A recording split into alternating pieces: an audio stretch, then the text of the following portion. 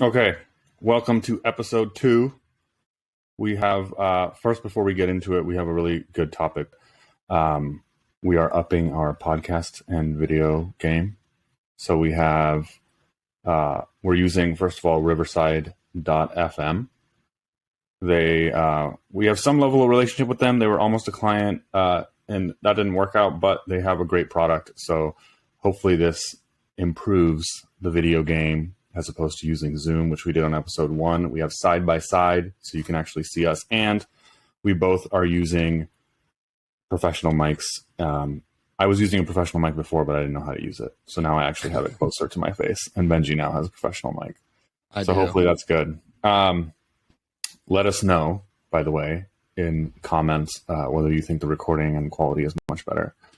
Now, for today's topic, Benji, I'm going to kick it off with you, and I'm going to try to play devil's advocate, but you wanted to talk about something you've been seeing all over, I guess, Twitter and just like marketing sphere, of people saying this thing about how marketing teams, how companies should like build their marketing team like it's a media company. So, can you elaborate for everyone? Yeah, I feel like I don't follow too many marketers on Twitter. So when I do see a topic bubble up, it's usually something that's trending. And this is something that I've seen, I would say, over the last couple months, just over and over and over again, where I just see people tweeting that companies should approach their content marketing operation like a media company. And I don't necessarily know what everyone means by that. So that's something that we want to discuss on this too, just try to define what that actually means. But I largely disagree with the whole notion that companies should approach things like a media company. And so let's just get into it. I have some tweets to share, just things that I've been seeing that kind of led to this. And I think it's worth a debate because I think there's a lot of nuance to this topic. And that was part of the reason for starting this podcast in the first place, is that oftentimes there's just people sharing quick opinions without going into detail on it. And I think for the people that follow those people, they might be confused or their tweet might be somewhat misleading. And so I think it's just better to discuss it at length. So let's get into this tweet. I mean, while you're pulling it up, I think one thing I can say is like, let me just, since my role is going to be to play devil's advocate, I'll just like roughly define what I think these people are talking about. What they mean is, well, I say that and then I'm having trouble figuring out what they mean. But like, I think what they mean is like, as opposed to your marketing team being about what a lot of people call performance marketing, which is also, by the way, a term I hate, because I'm like, shouldn't all marketing be performance marketing? Like, if the marketing's not getting ROI, like, or you can't quantify it and it's not performing, then what are you doing? Yeah. But anyway, I think what they mean is like, be everywhere and own this like massive brand awareness for your target audience. So if you're selling to marketing departments because you make a HubSpot type thing, just like HubSpot is everywhere in the marketing universe, and they have like, I don't know, I'm just going to assume HubSpot does. Like, for sure they have this like massive written thing, right? In terms of written content, but have a podcast and YouTube and this and that, and like constantly be producing this content. I think definitely one aspect of the definition is produce a ton of content. Yeah. Produce quality, it in different quantity. Yeah. A ton, like, quantity, different channels.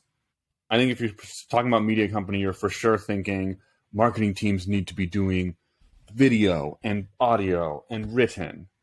Maybe that's my two definitions. Like, try to just be everywhere in that space, have a bunch of content produced, and do like multiple channels, video, audio, written. Yeah, but I think even if someone was to do just one channel, I think what people are saying is produce a bunch of content. It's top of funnel in nature. Just get the name out there, get the brand out there, kind of make your content more brand awareness focused, thought leadership focused. And so, I don't know. I think we're going to approach this by going off those definitions, whether it's one channel, producing a bunch of content, going after top of funnel terms, or whether it's do blogging, do podcasting, YouTubing, and every other channel. But just wanted to share some tweets first. So I came across this one. How to do content marketing old way, find popular keywords, write blogs, create lead magnets, share links to content on social, new way, create a category, write thought leadership content, become a media company. So again, those two terms coming in here. Publish zero-click content on social. Not really sure what that means. I'm guessing it just means like threads like this where no one really has to click into it to find a fully length blog post or something like that and create demand. So that's one of them. Another one, build your startup's marketing team like a media company for your target audience. Hold on. Go back to the previous one. Sure. Or you're gonna like give your response afterwards. Yeah, I think we can give a response after going through all these because they largely just say the same thing. Build your startup's marketing team like a media company for your target audience. Again, ton of engagement, a ton of people responding on this one. Andrew, I followed Andrew for a long time, really respect everything he's built with his company. But again, create your media company or create your own media company and publication. Startups need to stand out more than ever today, and creating large customer audiences gives you a massive reach year round. Again, don't necessarily disagree with this tweet, but I think the devil is in the details. Side note, that phrase, startups need to stand out more than ever today. These are challenging times in today's changing environment. All of those are some of my pet peeve phrases because it's always true. Yeah. It's always you're always at the precipice between history and the unknown of the future. That's called the present moment. So it's like they always needed to stand out more than ever today. It's always at peak level of competitiveness. No one has ever been like, the industry's really easy right now. Just start some business. Yeah, so I don't know. You tweeted this last night because we were truly just trying to get answers for this episode. But I think this is an important thing to talk about. Just what do people mean by this? I don't know if you want to elaborate on this before we start arguing back and forth. The last line of my thing, and I guess since we're going to possibly put these as podcasts, I guess if someone's listening to it as podcast, they'll be like, what do you mean I'm listening to it as podcast? I should read it out loud. So I quote tweeted the build your startup's marketing team like a media company for your target audience. That's the entire tweet that I quote tweeted. And mine says, lots of people are saying this, but none with specifics. What does it mean to build a team like a media company? What roles? In other words, what roles should you hire in there? How big should the team be? What's the end result? Also, what type of media company? And then I wrote, I guess you could, what do you call this? A snarky line, but like I was just kind of leading the witness or sort of revealing my hand of what I meant of, I suspect the reason for no specifics is because no one knows. This just sounds nice. Yeah. So that's my tweet. I think that's largely just Twitter in general. People are just tweeting things that sound nice. Can they actually back up a lot of their statements? Yeah. I don't know. Yeah. The character limit encourages these kind of like pithy comments, these like quick comments that sound really profound. Anyway, you can go to the last tweet. Yeah. So then I came across this because Corey Haynes quote tweeted it just as a list of different brands as media companies. So I think this is a good place to start. Just look at what companies are, I guess, describing their content operation as media companies, and then we can kind of just dissect whether this makes sense or not. So brands as media companies isn't a new refrain. I first heard it in 2011 when I entered content marketing. And I actually think this whole concept originally came from Gary Vaynerchuk. I think he wrote a post on like every company is a media company back in 2011. And a lot of what he said in there makes sense in terms of his forward-looking view of content. But I think the challenge here is that a lot of what is said gets taken out of context. And so, yeah, that's kind of what I want to go into more detail on. But let's see. So bunch of different brands. So first, my friends at Wistia, their docu-series. So this one is talk shows and a video series and podcast. So multiple channels here. Before the acquisition, MailChimp launched their own MailChimp Presents. Paid out good money to creatives to produce high caliber series, shorts, and podcasts. So again, multiple channels. Wait, so pause for a second. I think it's starting to answer Sure. our question. So when these people say like a media company, I think both of these, and there was another tweet earlier, they mean like, it was something like create your own publication. They mean like, don't just like publish blog posts on the company's /blog, AKA what we do for clients. They mean like, that's not good enough. That's like 2005 or something like this, that you need a publication. And what that means is like what you're screen sharing right now, you know, it kind of looks like a magazine. MailChimp presents. There's these random photos that's like looks really modern. I don't really know how to interpret it, you know, but it's like, it's not just like we're trying to rank for best email service provider. It's like something that you would hope. Yeah. Here's a good explanation. It's something that you're hoping is so interesting for your target audience, in this case, small business owners for MailChimp, that they're just going to go to it and just like read it for fun, the way you would read a magazine, you know, your favorite magazine or almost newspaper, but you're not reporting on news. And so that means like it's polished and there's graphics and it's regular in terms of cadence and all this. Yep. Next one. So Profitwell did Recur Studios. I don't know if it really gives a description on what they did. Well, I think that's just the name of their like podcast video series or something, or video series. A more magazine-like approach is from Help Scout. So this seems to be talking more just purely about blogging. So again, magazine style versus SEO driven, I think is a differentiation. But they also mean like polished, like it's like looks really high quality. It has like a name. So the one you're projecting is called In the Works by Help Scout. Yep. HubSpot, so their podcast network. Yep. All right. I think you've given a good sense of examples. Yep. What do you think? Well, I think if we were just to start broadly, I think media companies have different goals than SaaS companies. So if you just think about the goal of a media company or even just how they generate revenue, they're generating revenue through page views versus selling a product. So I just think even just starting there, the goal of a media company in terms of growing page views, getting clicks, is very different than the goal of a business, which is to sell a product.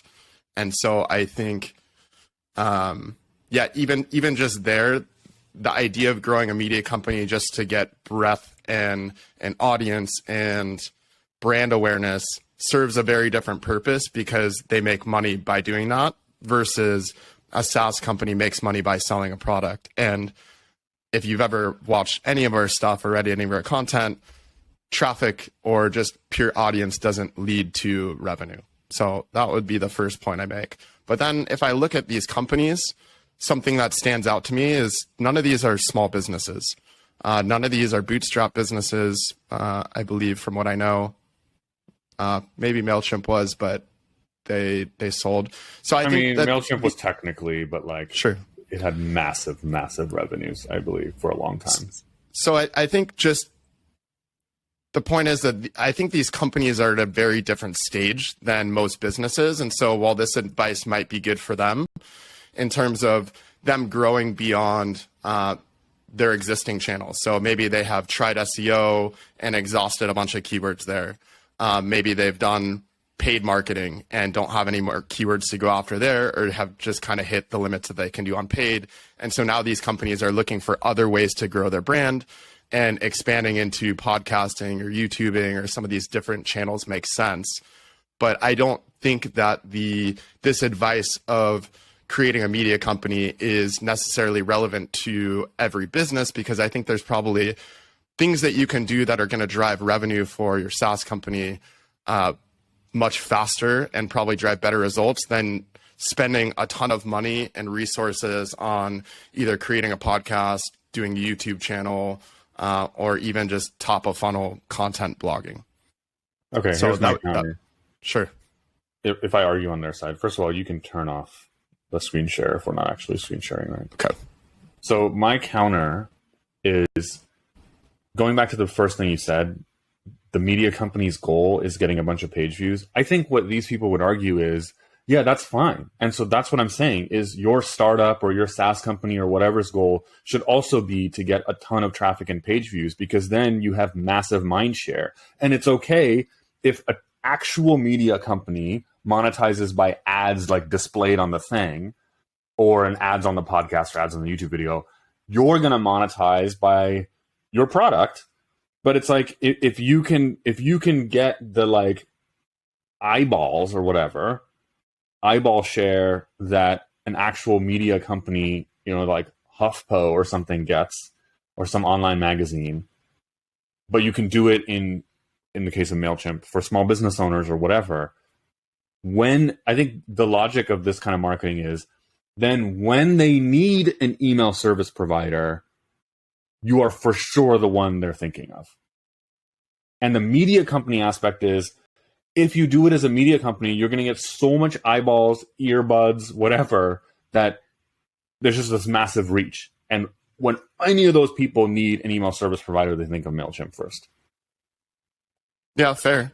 I mean, I don't necessarily I don't disagree with that as a broad statement in terms of growing your brand is bad or getting more eyeballs is bad. I just think that there's things that you can do that will drive revenue faster and that's more measurable than just doing this. And I think for most businesses, they don't have the budget and or resources to just go start a podcast and drive ads to it and create all this top of funnel content that doesn't drive revenue immediately. Because the reality is that even if you were to approach things this way, and let's say any of these companies or a small business got like a $200,000 budget to start a podcast and build up their content team and all that kind of stuff.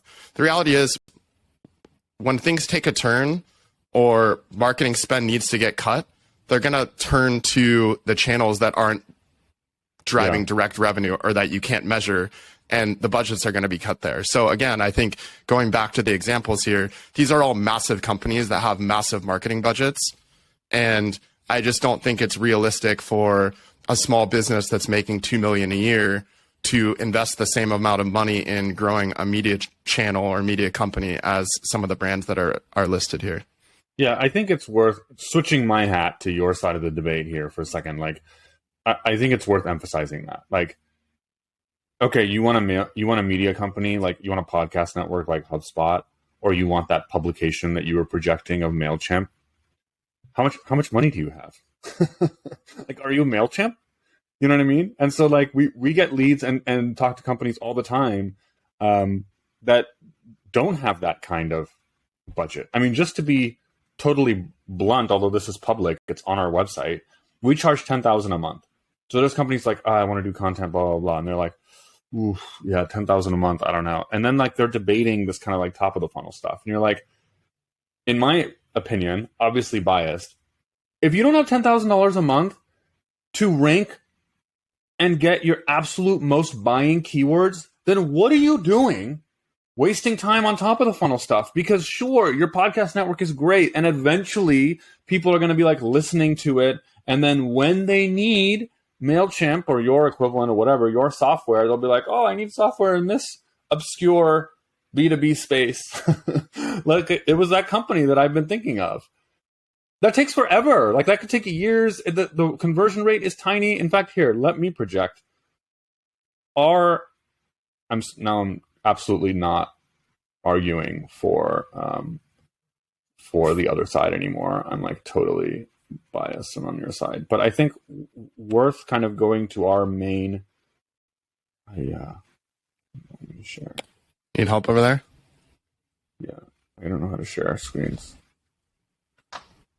Okay, so this blog post, Scaling Content, Expanding from Bottom of the Funnel to Top by Daniel on our team, it has these graphs.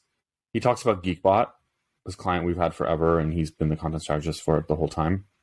They make this Slack stand-up bot, so you can run a stand-up just with a Slack bot, right? Like, how do you feel? What are you doing? What have you done since yesterday, etc. daily stand-up questions. He compares bottom of the funnel versus top of the funnel, and he has all these graphs. Our bottom of the funnel pieces for them converted on average.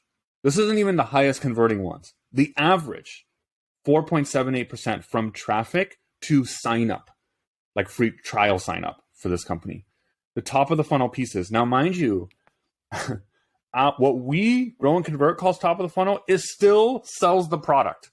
It's not this media company stuff that, like, I guarantee you all of this media company advice and the examples in the Jay Akunzo tweet thread, MailChimp, Wistia, whatever, they barely, if at all, sell their product. It's just pure, like, this is our media, It's like, get the brand out there. It's get Wistia's name out there. Get MailChimp's name out there. So it's just a common household name. And it's part of this line of marketing thinking of, like, don't sell.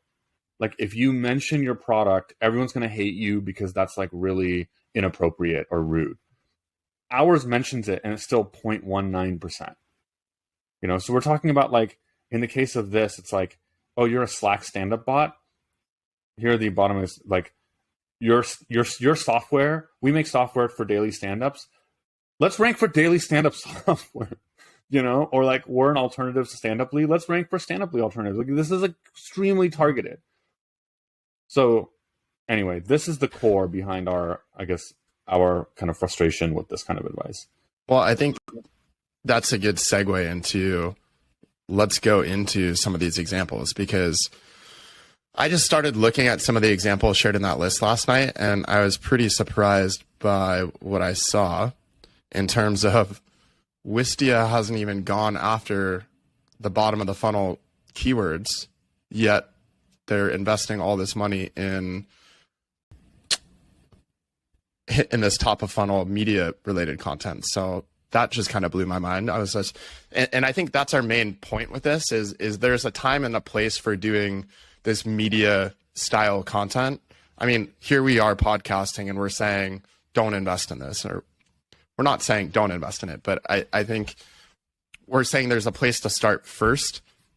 And so we've been blogging on bottom of the funnel topics for our own agencies. We already have leads coming in from our own content, and this was just another channel that we wanted to explore. Whereas with Wistia, I found this really interesting. So if I just search for Wistia and I look at the ad, their ad talks about being a video host, so hosting your videos with Wistia. So I was just exploring last night, and so I just went into here and I did video hosting just as a bottom of the funnel keyword. So here again, I see Wistia serving an ad. I see Vimeo, who's their biggest competitor, and surprise, surprise, Wistia is nowhere to be seen on the first page. Benji's Googled video hosting. And of course, they're mentioned in some of these posts. But again, Vimeo's number 2 in this one. Here you see Wistia. But again, like, why wouldn't Wistia want to own what seemingly is one of their number 1 features or number 1 reasons why people would sign up for their product with their own blog post? That's just kind of eye-opening to me. So then I went onto their website and I was just trying to figure out exactly what they did, and then was searching for different bottom of the funnel keywords that they might want to own. So let's see, so if we just go through some of their core value props here. So it says recording. So let's see if we were to search for recording video online. Again, nowhere to be seen. And maybe this might not be one of their key features, but we can just keep going here. So editing video online, which seemingly is one of the key features of their product. Again, you see Vimeo here. You don't see them in any of the search results. We could keep going here. So collaboration. So like, let's do video collaboration. We can do platforms since that's a little bit more bottom of the funnel. Again, you see their competitor here, nowhere to be seen. So I guess, and then on top of that, if we just look at their site, DR of 90, page rating of 85. So like, and that's to, we don't want to be extreme here, right? Like, just like you're conceding there's a place for this, that is the benefit. An Ahrefs domain rating of 90, you could argue, okay, like that's the benefit of doing this media company stuff. You've produced so much content, your brand is out there, a bunch of people are linking to you. The other benefit is what you showed, which is in other people's list posts ranking for the terms you were just Googling, video hosting, online editing, etc. They're getting mentioned places. Yeah, for sure. So they have that brand awareness, and this is the effect of it. And just to restate what you're saying, I think our argument is, but hang on, why wouldn't you? I think there's multiple layers to our argument, but what I'm hearing you say is, why wouldn't you do this first? Yeah, like why wouldn't you rank for obvious things? You have such a strong domain. You have a DR of 90. You could probably outrank any of these companies that are sharing these list posts for all the most valuable keywords that your brand wants to own. All the keywords that says, I want to use a product like Wistia because this is a key feature. But yet you don't own any of these keywords. So why are you investing all this money in YouTube's podcasting channels when you just haven't even done the basics? That's what doesn't make any sense to me. Yeah, let me share my screen again to go back to that post. Sure. So we looked at the conversion rate up here, right? Now, if we scroll down, you could say, okay, fine, Devesh, your bottom of the funnel posts, the equivalent of what Benji was showing, like video hosting software for Wistia or whatever, convert way higher, but they don't get the level of traffic. So top of the funnel, even with lower conversion, it's going to make up for it on traffic. In our work that we have documented and published the data on, side note, very few of these marketers doing these pithy comments online have done that. Maybe that comes across as too cocky. Apologies. So we find that that's not true.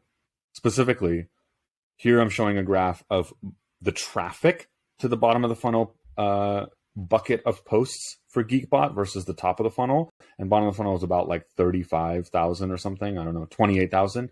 Top of the funnel is 204,000. 28,000, 204,000, almost 10x.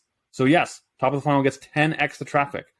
But the conversion rate is way more than 10x, right? It was a 25x conversion rate for almost 5% versus 0.2%. And so from actual raw conversions over the course of, I don't know, this was like over a year that Daniel did this analysis, the bottom of the funnel pieces in his bottom of the funnel bucket generated 1,348 signups versus 400 basically for the top of the funnel. So back to that Wistia example, what you're saying is like, yeah, your podcasts and all are generating something. But if you have this DR and all, even if you don't, like the video hosting, online video editor, the conversion rate from that is so high because from a funnel perspective, what we're talking about is the podcast and the media company and the publication and the blah, blah, blah. That is like, from the marketing journey perspective, it's like step one. Awareness, they're aware of your brand, etc. Right? And then at some point later, when they need it, they're going to turn to Wistia. The terms you're talking about is when they need it. It's like, yeah, if someone needed this right now, what are they going to search for? Yeah. It's like I might not remember Wistia when I'm searching for that, and then I see Vimeo all over the place, and I might just convert on Vimeo. And guess what? We are Vimeo customers because I did that exact same thing when I was searching for a product, and they were nowhere to be. Even if you did, what I'm saying is even more nuanced than that. Even if you did remember Wistia, and even if the top of the funnel stuff did work, what I'm saying is like there's a time lag between you listening to Wistia's podcast or whatever their media company operation was, and you needing it. At any given time, there's thousands upon thousands of people searching for this stuff because they're at the stage where they need it now. There's always people. True. Today, there's a bunch of people at work that need video hosting software. So ranking for that captures those people now. And why wouldn't you do that? Then that's layer one of your argument. And I want to go back now to something else you said that's important. What kind of companies are we talking about? And layer two of your argument is producing the media company type stuff of a MailChimp, of a Wistia is not easy and extremely resource intensive for the typical startup. Maybe you raised money and you have limited budget, for sure for the bootstrap companies that definitely have limited budget. And so producing this like fully polished, beautiful design online magazine, which has this it's just tiny not realistic. conversion rate. Yeah. You need a massive budget for that. Meanwhile, ranking for, you look what? Video hosting, online video editor, online video something else. Video collaboration software, video hosting platform. There's all these different variations of their core value props and their core features that the resources required to pick 10 of them. Like imagine if every company or anyone listening to this was like, just stop for a second and think and write down like 10 of your most obvious, these people are looking for my product right now, bottom of the funnel terms. To rank for those, or at least produce the blog posts that will get you on the track of ranking. You're not going to rank tomorrow, right, necessarily. What is the resources of that versus like creating a video series? Yeah, like, I mean, this can be done with a very small team, probably a content marketing manager, strategist, and a writer. Yeah, and those will produce leads. When you start ranking, they'll produce leads. So it's not I think we should emphasize like this isn't an either or. And like you said, you could say, oh, you guys are being hypocrites. You're recording this on a podcast. Yeah, also we've been like, we started this podcast very late. Like what are we at? Year 6, 7 of Grow and Convert. And even we've started doing SEO for our stuff recently. So yeah, we're doing both. We're still going after bottom of the funnel keywords just like we would for any of our clients. We're doing that simultaneously while doing this. And so, yeah, I mean, that's a good point. I don't want to completely discount this whole idea. There's definitely a time and a place for it. And there's definitely people that are really good at this. I know Dave Gerhardt is one of the people that really promotes podcasting and growing brands. And clearly he's one of the best at it. Like, I actually think part of the issue here is he's so good at what he does that everyone thinks they can do that. Yeah, everyone thinks that they can replicate what he does and be Dave. But Dave is just so good. Every single company he's gone to, he's done the same model and it has been successful. I will say that a lot of those companies were funded and had a lot more resources, and he was given a lot of resources to make this happen. Whereas I don't think a lot of the bootstrap companies or even just the smaller funded companies have those kind of resources. And I will say that that's a difference. So I think it's more just about prioritization. I think there are things that you can do early in your company that will drive direct results. And as you exhaust that channel, then they're going to avenues like this where you're truly growing your brand because you've run out of things that you can do that have trackable ROI. Makes a lot of sense. Yeah.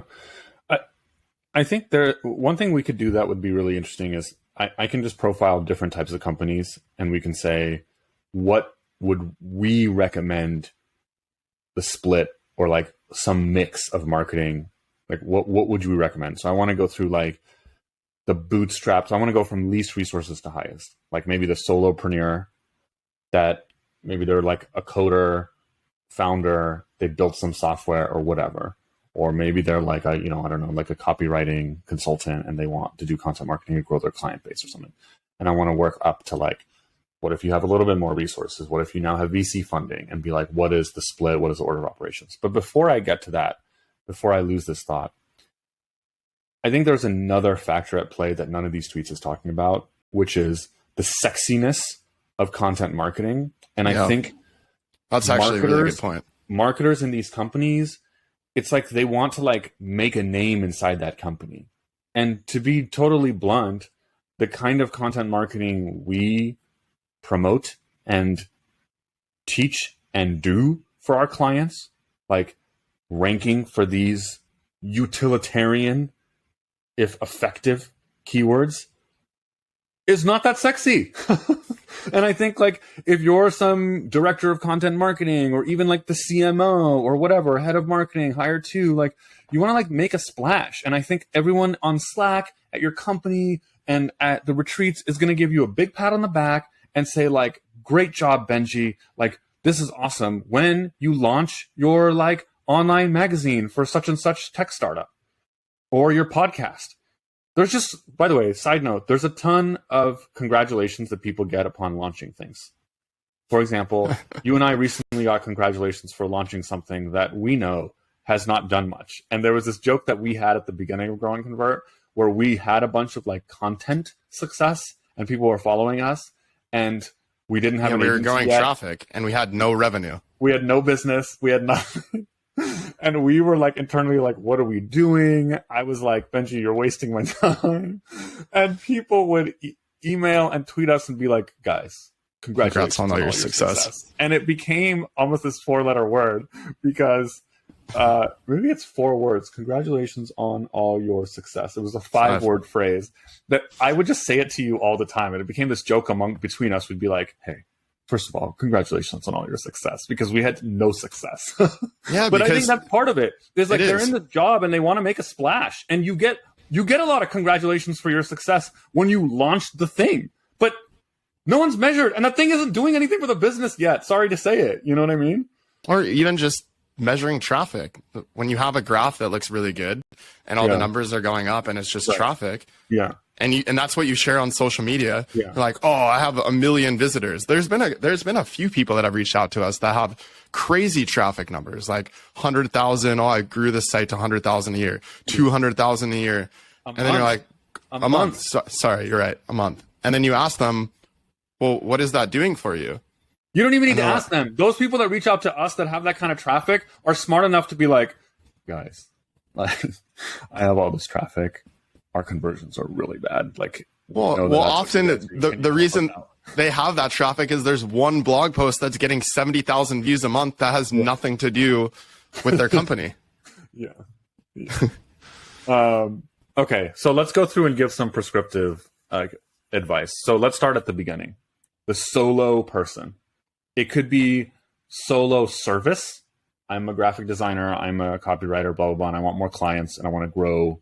And I feel like I need to grow my brand. Look at these other people that do what I do, but they do a shittier, but look, they get better, more clients. I'm jealous. I'm not saying that in a bad way. I have been that person. Sometimes still am. Or it could be the solo, like, coder, founder of some product, SaaS thing. It's a very big group of people. The indie hackers. So either of those, I'm going to consider this the minimum resource available example. Your time. Let's assume basically zero budget. You have budget for some tools. And then they're on Twitter being like, damn, like I have this great product or I have this great service. I'm an amazing graphic designer or copywriter. Why? Like, and then they see these tweets being like, you need to treat your marketing like a media company. They're like, okay, I'm going to create a publication. Like, what is your recommendation to them of like, no, like what does Grow and Convert, or what do you say they should do? What should be their, like, an example mix? I mean, are we talking about marketing in general or just content? No, marketing in general. Let's expand beyond content. Including content. Well, I think this is difficult for any company because I think this is part of the problem with Twitter, and this is the problem I have with a bunch of marketing people giving advice, is that there is no set formula. I can't just say, hey, company, this is the mix you should do. You should do ads. You should do content, only blogging, not video. Don't be on Twitter, be on Twitter. I don't think that there is some mix. So let me just put it this way. So what you're saying is at the tactical level, I would tell you this is the exact mix. Yeah, I would say generally. High-level strategy. I would say generally what a company should do is figure out, they should just figure out what channel that they have some expertise in-house in. So if they have someone that can run ads, if they can write content themselves, if they're good at tweeting, whatever it is they're good at, test that channel themselves, try to find something that works, and then figure out how to scale that one channel. And it might not be just some ads channel or something like that. It could just be manual. It could be reaching out to people in the very beginning and trying to get feedback on the product, or trying to get people to use the product and get that feedback and then cycle that feedback and continue to improve their product from there. Because we're talking about really early stage founders, but I don't think there is some set formula. And but I do think that people should lean on the channels that they have some expertise in, or that they have some competitive advantage in, and test that channel out first. get it to work, try to scale it. If it doesn't work, figure out another channel that you can test out. So maybe you start off with ads. Ads aren't working too well because your product needs, I don't know, a lot of education for people to use it, or it needs descriptions of how people should use it. And then you might move to content and say, oh, I can walk people through how to use my product, and maybe I want to own some of these keywords. But that's just generally how I would think about it. If I go into any business, there's no, I have run marketing for a couple startups before, and the channels that I used to grow each of them were different when I first came in, because the products were different and the companies were in different situations, had different budget sizes and things like that. And so I don't think there is a set formula, but I think start small, start with one channel, prove that out. If it doesn't work, test another channel. And your whole goal is to find one channel that you can scale. And then you want to just you want to put everything that you have into that one channel, and then you want to expand from there. And I think it's the same point that we're making here, just with the media company thing. It's not like we're saying this channel can't work or there's no place for it, but we're saying there's priorities. And if you haven't focused on the bottom of the funnel keywords first for a lot of these companies, why would you move on to something that is way harder, more resource intensive, and requires a way bigger budget when you could focus on this first? Yeah, I don't disagree with anything you said. I think the one channel thing, I think I even tweeted this a long time ago. I've seen both from Grow and Convert and my A/B testing agency, Growth Rock. There, for example, I've worked with some pretty big e-commerce brands making a lot of money. And if you just go back in their GA out of curiosity, you realize a lot of them grow from one channel. They just double down. And in e-commerce, for example, it's almost always paid. It's almost always paid. It could be paid social, especially these like newer, younger D2C first brands, or like a lot of the old school ones. It's like paid search, Google Shopping and stuff. Yeah, but I think that's getting harder now. Like I empathize with people around this, because I don't think what worked for e-commerce companies, let's say 5 years ago, in terms of just going on Facebook or going on Instagram and just spending a ton of money. I mean, the costs have gone up. It's more competitive. It's like the targeting has gotten worse. I think that's more challenging. And so I guess what I'm challenging people to think through is just what channel do you potentially have a competitive advantage in that you can win in? And it could be podcasting for some e-commerce company, or it could be YouTube. No, but it's not. See, I'm going to take an even bolder stance. That's ridiculous. Sure. Like, it's not going to be. What e-commerce company, their first main channel that they grew on was a podcast? That's ridiculous. It's paid. Yeah, I mean, I don't know about any, but I'm just saying, because it doesn't exist. Yeah. So you gave an absolutely correct strategic response. If you're starting out, because my prompt was, let's start with the solopreneur. You actually answered it at a strategic level. That's true. Early stage companies. Yeah, I'm thinking about like pre-product market fit, even into maybe your seed round. Yeah, even your seed round, your Series A. I still think what I said is true all the way up until that level. And it's true for bootstrap companies, whatever. So you gave that, but let me make a more kind of, I don't know, like a brash kind of response, which is, honestly, what Benji said is true about one channel, but in my personal opinion, try the normal channels first. The stuff that other people in your space have gotten to work. The bread and butter, like paid and SEO. I'm sorry, like maybe that makes me a cranky old man. You know, I would also say outbound sales can work. Like outbound sales can work, stuff like that. Like, you got to give it a go at some point. And SEO, yes, takes time. And we said all the time, like you publish, it's going to take time to rank, especially if you have like no backlinks and no domain, whatever. But it's just not that hard to publish 12, 20 posts that each one targets one super bottom of the funnel keyword. Do that. Let that clock start ticking for it to rank. Then move on. And then for paid, the advantage of paid, even we don't do paid. So now we're not saying anything self-serving. The advantage of paid, though, is actually, I should asterisk, we do a little bit of paid, but like that's not our main thing. That's not our main thing. But the thing is, yes, you have to pay for each of the visitors, but the flip side is you can really micro test it.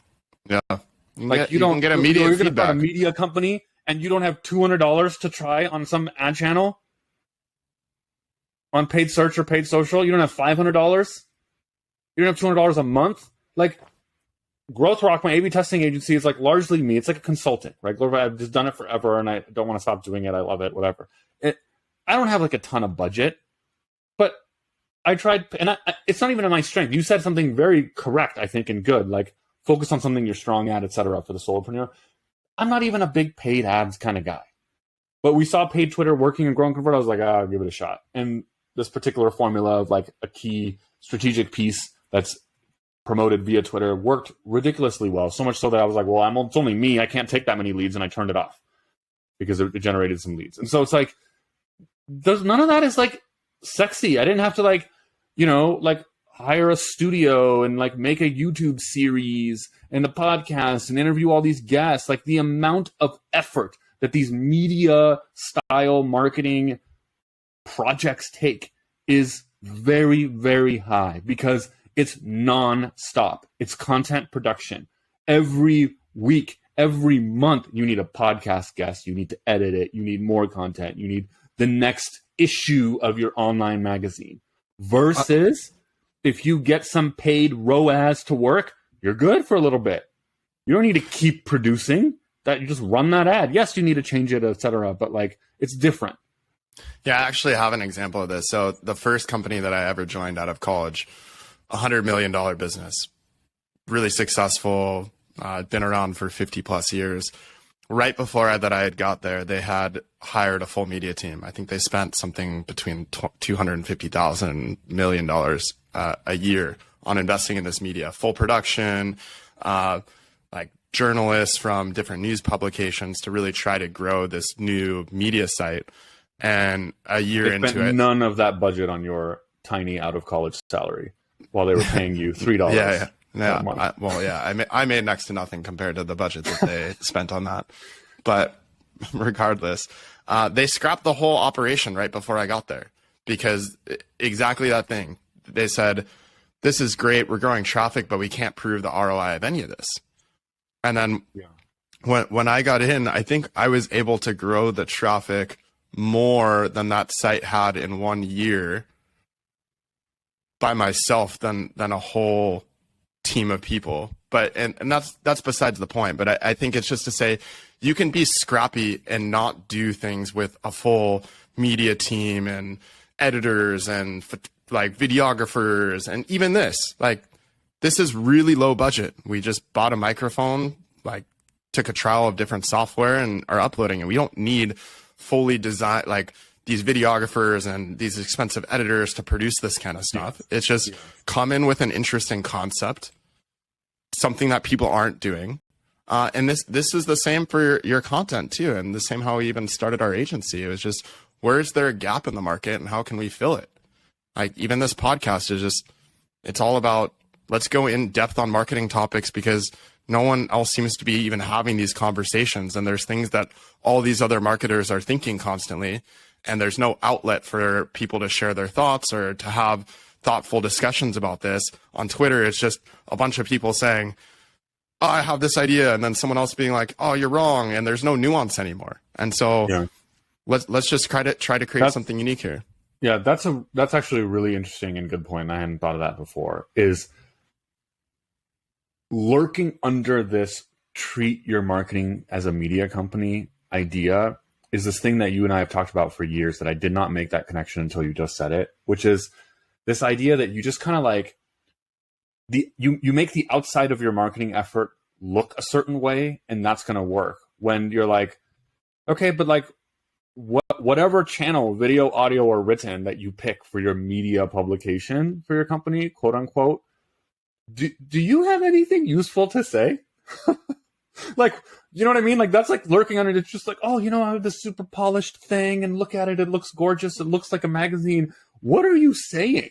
And underlying that is this idea that like, you just kind of, you like hire, or even at the big stages where you do have budget for it, you just like hire these people, right? You hire they worked at this online magazine, so they must work for this. And you're like, why are people following that? Because you're right.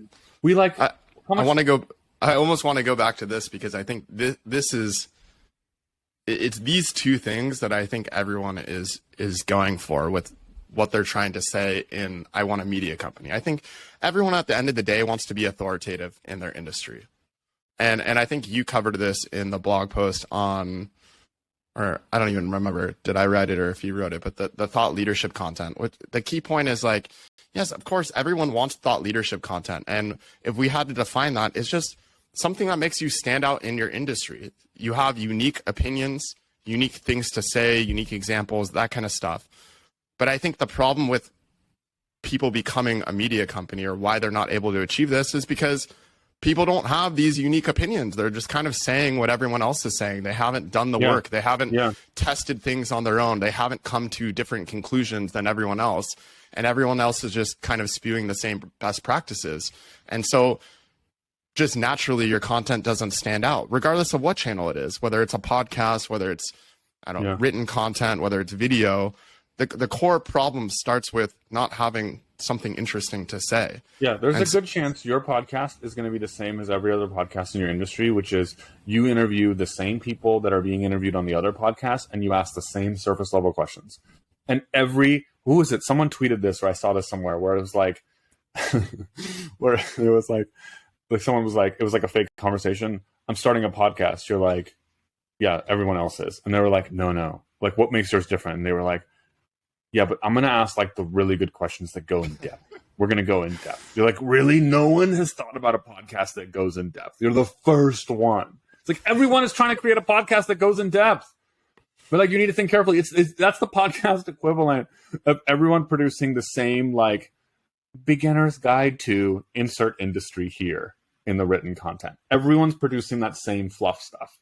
And I think that's actually really interesting. That the whole media company advice, it's like advice for the outside stuff. It's advice for the clothing you wear. And you're like, yeah, but like is the health of your body good inside? Like, do you have something substantive to say? That's really interesting. I don't know if I have anything else to say on this topic. I hope the discussion was valuable for everyone. Again, I don't know if we necessarily came to a one conclusion. I do want to summarize. Sure. Like, I think here's what I'm hearing, like the layers, or maybe kind of like on that meta or strategy level. What I'm hearing from you and from myself as we're thinking through this is that I think people can walk away with is like, number one, if you don't already have a channel that's like, you feel like you're really exhausting it, then that's your first goal. Is like find that channel. Double down on that channel. If you have something that's working, actually, this is a good point because I see this often. People find a channel that works, and instead of just doubling down on that channel, they immediately like move to something else. And you're like, what? Why are you moving away from the channel that's working? Just double down on this channel first, exhaust it, and then move on. Yeah, I think that is this idea that's what growth means. Like, okay, this is working, and we need to grow. And then the second layer, and I want to tie back this kind of second half of the conversation to some of the graphs I was showing from our Geekbot example earlier. If I zoom out of that example, I guess one way to think about what we're saying is like, you may or may not want to do some of these channels or whatever, like video, podcast, or a publication, but at least do yourself the favor and respect of your own time and your company's time, your employees' time, of measuring the business impact. You may measure the conversions and still conclude you want to do whatever, but at least measure. And I think most people don't want to do that. And you and I have talked about how it's honestly not in a lot of marketers' interest to measure the conversions that come from their work because it's probably not converting very well and they don't want their bosses to see that. Right? Yeah. Or you're hiding it from yourself. But like, do yourself the service of doing that, of like measuring, just like keep an eye on it. And that's our way of kind of being polite, to be perfectly blunt. And instead of just being like, most of this shit's not going to get you any or very few conversions. Like, why wouldn't you do the bottom of the funnel? Our polite way to say it is like, just measure it and then you decide. And if you see a graph like I showed with with like barely any conversion rate and whatever, like I would hope that logically it would get you to conclude, that maybe you should go in a different direction. Yeah. And then I guess the last takeaway is tying back to the theme of this podcast, is like, don't assume that marketing advice in a tweet, even if a ton of people have retweeted it, replied to it, liked it, is good. And I was waiting for the punchline there. I couldn't find a better way of saying that. But and then also, like, if it doesn't make sense to you, there's probably a reason. There's all these like pithy statements that are just like, you know, like put around, like, basic logic helps you out. A media company, like, what is that? What does that mean? And actually, that's another takeaway that I heard from our conversation today is separate the channel and the activity from this concept of like media company. You can do a podcast. You could do a video series. Like if you sell technical software or something that's like screen sharing is important, like Excel based stuff, analytics stuff, or whatever. Like you could do a video series by just turning on screen recording and publishing to YouTube. What the hell? And going after keywords, going after the same pain point keywords on YouTube that you would in written content. Yeah. Essentially, that's kind of what we're doing with this podcast is, can we rank for things on YouTube? Oh, that's a great idea. You know what people don't do enough of, especially the SaaS group, is you take the thing of like best video hosting software, video hosting reviews. Yeah, just do a video. You can't do a demo recording. Like just show your software. Show how it works. Find that version of that keyword for you, best whatever, or just like the thing, this software, that software, and be like, I made this. I'm really proud of it. Like, here's how it works. Here's why I think it's better than everything else. And like, put it on YouTube and Google some basics of YouTube SEO, make the title right, make the description that something would rank, and publish it. Like, that doesn't require the resources of a media company. You don't need to hire someone from the New York Times to do that. Yeah. All right, cool. That's a good way to end.